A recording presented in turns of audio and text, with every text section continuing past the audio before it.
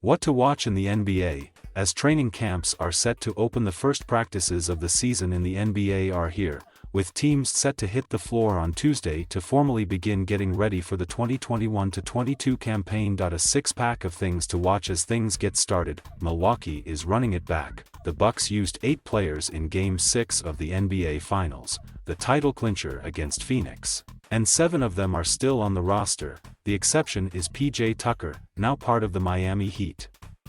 The Bucks also have 7 of their top 8 scorers, in terms of total points, back from a year ago. The exception in that case is Bryn Forbes, who returned to San Antonio.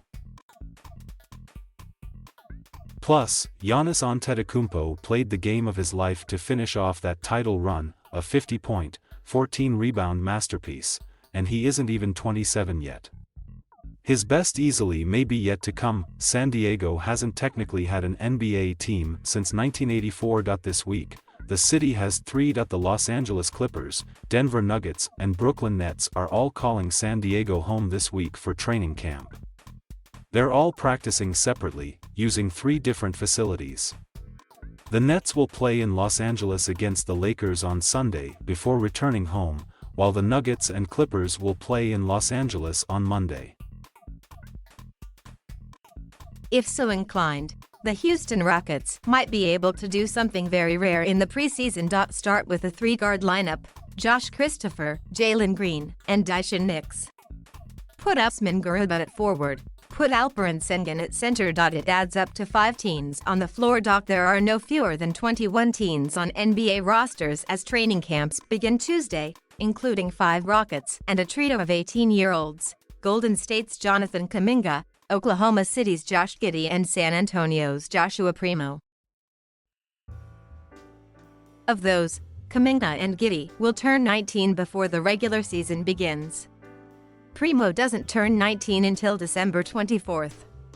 He'll be 18 years, 300 days old when the Spurs open their season October 20th against Orlando. That means he's in line to become the youngest player in an NBA game in more than 15 years. Andrew Bynum was 18 years, 191 days old when he appeared in a playoff contest for the Los Angeles Lakers against Phoenix on May 6, 2006. There have been 4 18-year-olds to debut in the NBA since Bynum, Dragan Bender, Seko Doumbouya, Devin Booker, and Giannis Antetokounmpo. But technically, if Primo debuts before November 17th, he'll be younger than any of them were for their NBA regular season games by a matter of days. It hasn't even been a year since the 2020 NBA Finals between the Los Angeles Lakers and Miami Heat. They were played in October. Feels like 3 years ago, Heat coach Erik Spoelstra said the Lakers used 12 players in that series. Of those, only LeBron James and Anthony Davis have remained with the team on an uninterrupted basis. Rajon Rondo and Dwight Howard are back now, after playing elsewhere last season. The Heat also used 12 players in that series. Of those, only Jimmy Butler, Bam Adebayo, Tyler Herro, and Duncan Robinson remain in Miami. It should be noted that in both cases, the Lakers and the Heat have had other players remain on the roster since those finals.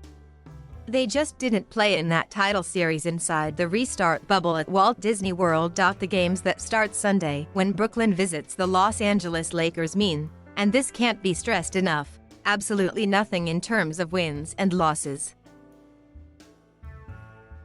Milwaukee went 0-3 in the preseason last year and won the NBA title.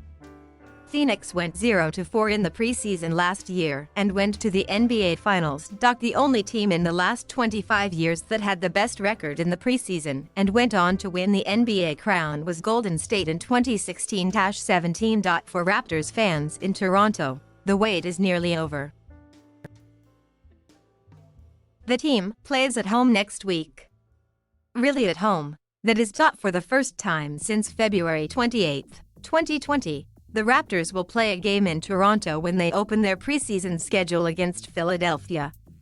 Only a handful of players and staff remain from that team, so the Raptors are having camp in Toronto instead of going elsewhere in Canada, as they've done often in recent years.